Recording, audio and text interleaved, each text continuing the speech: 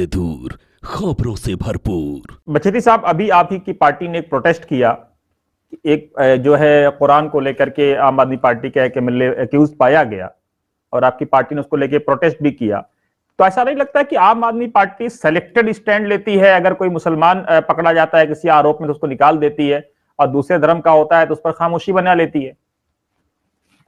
बिल्कुल बिल्कुल बिल्कुल। देखिए, मैंने को कहा, आपको याद होगा कि कोरोना का टाइम पे शायद इधर क्या नाम है, निजामुद्दीन के पास है ना, किसी विषय में याद है जिसमें है ना, ये वही अरविंद केजरीवाल है।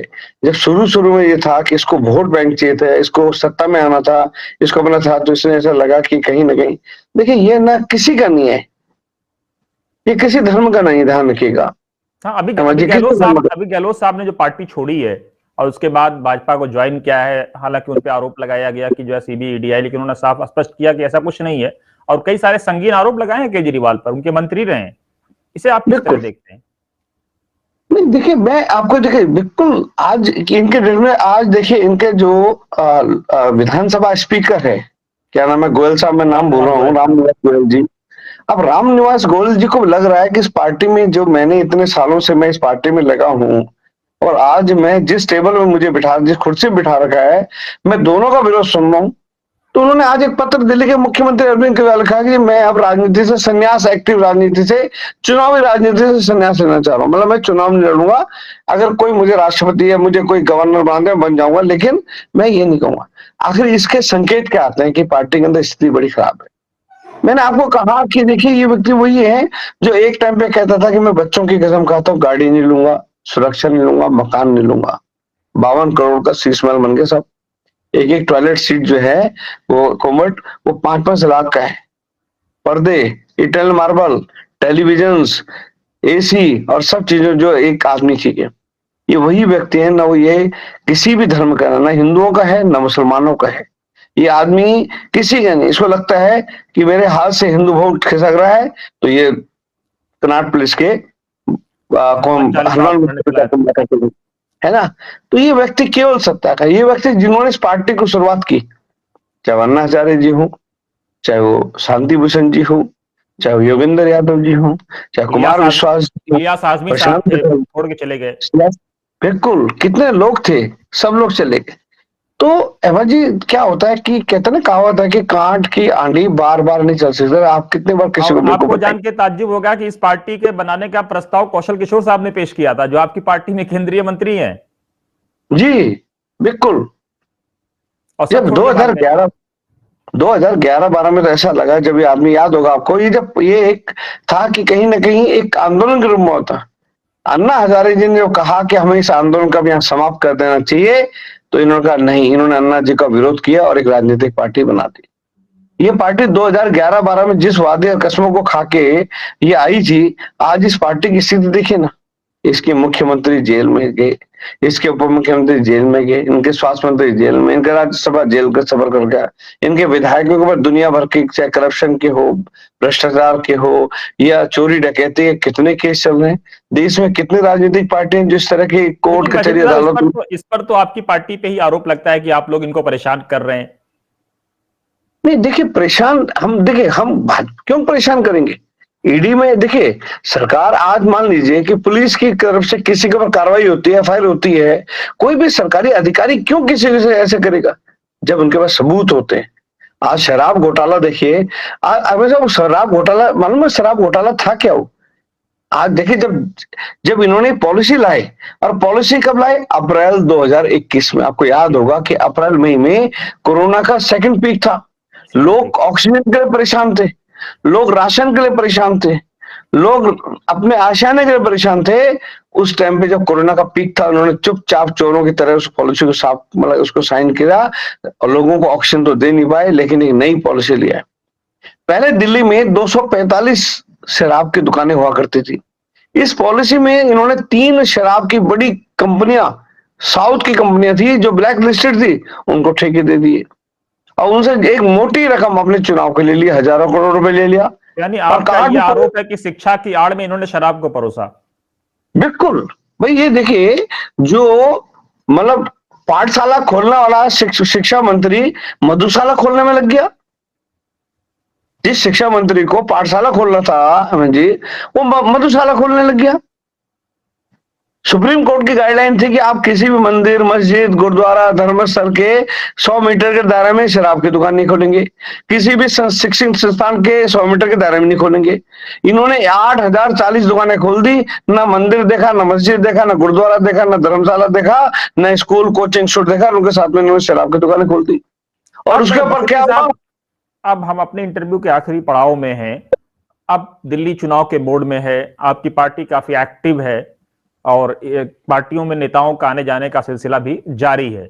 ऐसे समय में आज एलजी साहब के ऑफिस से एक वो भी आया है, एक न्यूज आई है कि जिसमें यह कहा गया कि पंजाबी टीचरों पर ध्यान नहीं दिया जा रहा है, उस पर ध्यान देना चाहिए। 700-800 पंजाबी वैकेंसीज खाली है, एमसीडी में भी खाली है, दिल्ली सरकार में भी खाली है। उर्दू का भी यही मसला है, उर्दू वाले भी परेशान रहते हैं, हमेशा रोते रहते हैं। अगर आपकी पार्टी पावर में आती है तो इस दिशा में आप लोग क्या कदम उठाएंगे, क्योंकि आप अपनी पार्टी में खुद बहुत पावरफुल आदमी हैं। नहीं, देखिए अहमद साहब, देखिए देश के यशस्वी प्रधानमंत्री मोदी जी है। भारतीय जनता पार्टी का जो भी उनका घोषणा पत्र होता है, जो कहते हो करते हैं, कोई भी उनका वादा हो, है ना। तो दिल्ली में आप देखिए, दिल्ली में 26-27 साल से आज भारतीय जनता पार्टी नहीं है ना।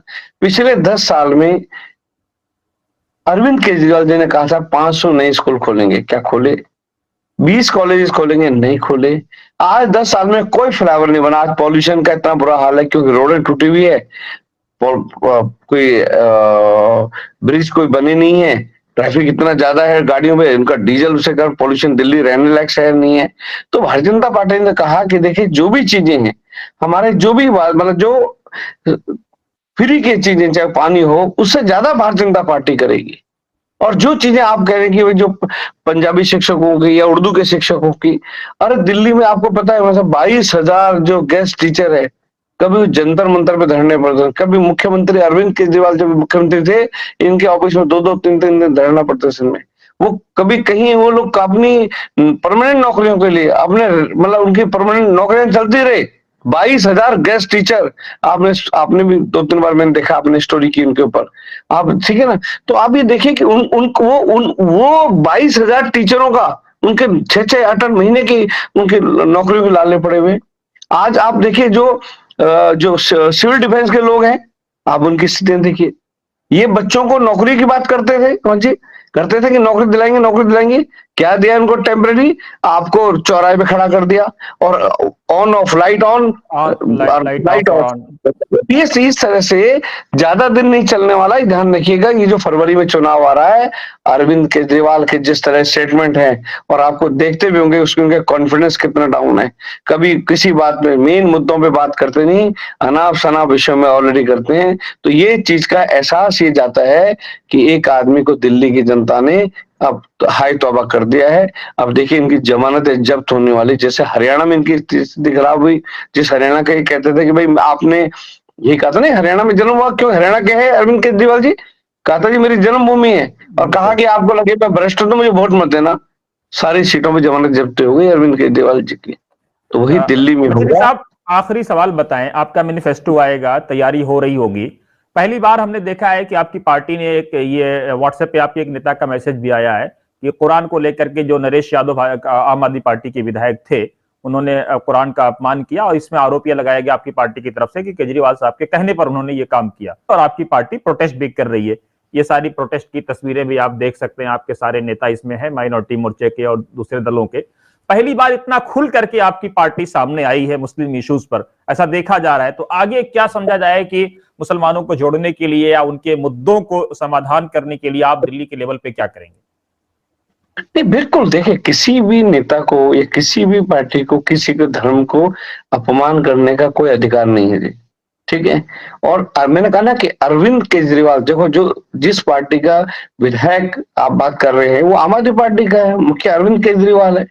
आखिर अरविंद केजरीवाल ने जो मौका प्रश्न की राजनीति करी, उनको देखा भाई मुझे कहाँ बेनिफिट हुआ उस हिसाब से बात कर दिया, मुझे यहाँ लॉस हो रहा तो वहां की बात कर ली। तो बिल्कुल किसी भी धर्म को या किसी भी मतलब धार्मिक ग्रंथ का अपमान करने का इस देश में किसी को अधिकार नहीं है, और कानून की तरफ से कड़े से कड़ा सजा उनके अगेंस्ट होनी चाहिए। नहीं तो अब मुस्लिम मुद्दों को लेकर के आपकी पार्टी विधानसभा चुनाव में क्या रुख अपनाएगी? नहीं, बिल्कुल देखिए, अब ये बताइए कि आज आप तो कितने उदार चरितारम वसुधैव कुटुंबकम की एक अमली तस्वीर है, प्रैक्टिकल पिक्चर है आप उसकी। नहीं, बिल्कुल देखिए, हमारा अपना अल्पसंख्यक हमारा मोर्चा बना हुआ दिल्ली प्रदेश का, और पूरा जितना हो कि आप देखिए, आपको याद होगा शाहनवाज जी से लेकर के मुख्तार अब्बास नकवी जी से लेकर के अटल जी के टाइम पर से जो जितना सम्मान है देश के नागरिक होने के नाते, भारतीय जनता पार्टी एक बड़ी पार्टी, विश्व की सबसे बड़ी राजनीतिक पार्टी है। इसी में सभी जाति धर्म सभी प्रांत के लोग ऑलरेडी है ना। मैं उत्तराखंड से आता हूँ, मैं उत्तराखंड के बिल्कुल पहाड़ों से आता हूँ जी, है ना। लेकिन पार्टी ने कहीं ना कहीं हमें देखो इतना मान सम्मान दे रखा है, और ये बहुत बड़ी बात है। तो सभी का पार्टी तो भारतीय जनता पार्टी सभी जाति धर्म सभी क्षेत्र प्रांत के लोगों के एकजुट होकर के हम लोग काम कर रहे हैं देश को कैसे दिल्ली को ठीक हो।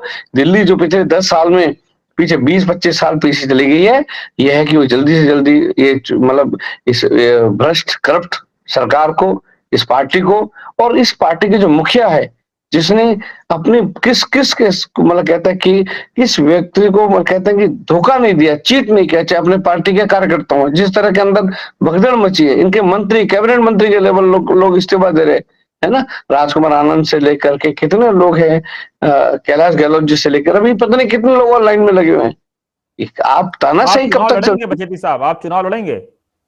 नहीं, देखिए, मैं भारतीय जनता पार्टी का एक कार्यकर्ता हूं, और पार्टी का मैं पिछले 22-25 साल से पार्टी से जुड़ा हूं, तो हम तो यहाँ तो क्या होता, पार्टी का जो आदेश होगा मेरे लिए मान्य होगा।